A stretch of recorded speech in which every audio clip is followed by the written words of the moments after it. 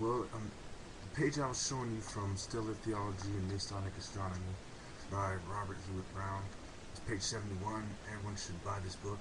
It's very interesting. It doesn't cover everything, but it covers a lot. It's a good introduction to Masonry. Well, it says the question is why so? When they're talking about the letter G before.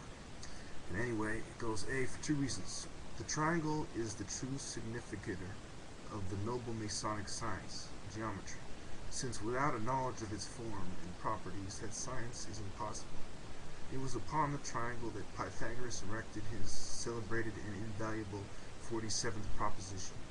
He is also said to have discovered that the sum of all the angles of any triangle is equal to the two triangles. It is more probable, however, that he brought these two propositions together with a knowledge of the true system of the universe with him from Egypt, where he went to pursue his studies and was initiated into the mysteries. So you see, the Masons openly admit that this stuff comes from Egypt. They're not talking about Babylon.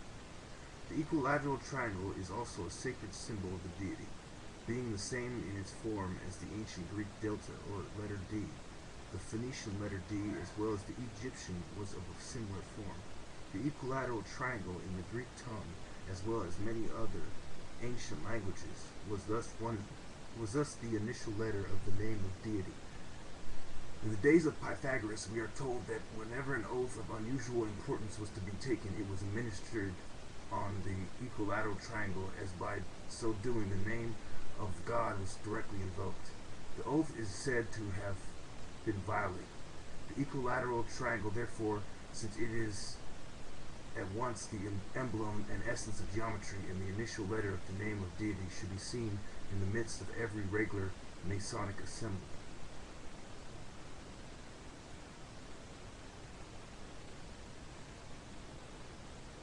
So the Masons, when they use the triangle, they are taking an oath or giving an important speech.